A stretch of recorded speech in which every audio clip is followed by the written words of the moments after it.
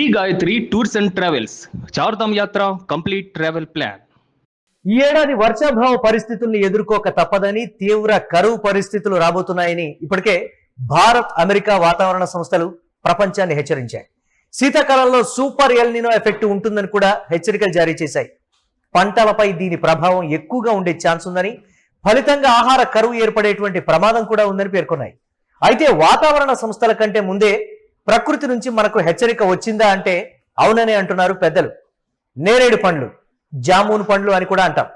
ఇందులో vitamin C, iron, calcium, potassium, anti ఆక్సిడెంట్లు పుష్కలంగా ఉంటాయి. ముఖ్యంగా ఈ పండ్లు తింటే పొరపాటున మనం ఆహారంతో పాటే మింగేసిన వెంట్రుకలు కూడా అరిగిపోతాయని కూడా చెప్తారు. ఈ ఏడాది ఎన్నడూ లేనన్ని నేరేడు పండ్లు మార్కెట్లలో కనిపిస్తున్నాయి. ఈ ఏడాది నేరేడు పండ్ల కాపు ఎక్కువగా రావడమే ఇందుకు కారణం. ఇందులో హెచ్చరిక ఏముందని అనుకుంటున్నారా?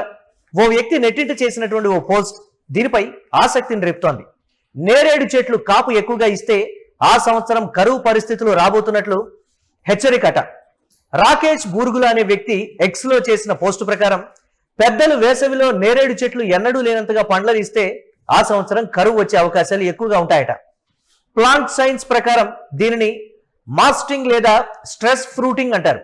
కొన్ని సందర్భాల్లో సూసైడ్ ఫ్రూటింగ్, బంపర్ క్రాప్ అని కూడా పిలుస్తూ ఉంటారు.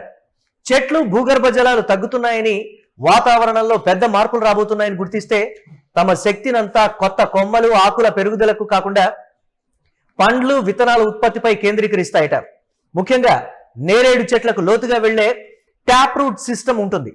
భూగర్భ జలమట్టం బాగా పడిపోయినట్లు ఆ చెట్టు వేర్లు వాటర్ స్ట్రెస్ ను అనుభవిస్తాయని, అదే తీవ్రమైన వేసవి కరువుకు సంకేతాలుగా పనిచేయవచ్చని శాస్త్రవేత్తలు చెప్తున్నారు. ఫలితంగా వేసవిలో నేరేడు పండ్లు అసాధారణంగా కాస్తూ ఉంటే అది ప్రకృతి నుంచి వచ్చే ఒక హెచ్చరికగా భావిస్తారు.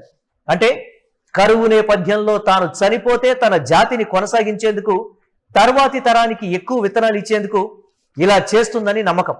సో కరువు పరిస్థితుల్ని నేరేడు చెట్లు ముందే పసిగట్టాయని పెద్దలు చెప్తున్నారు.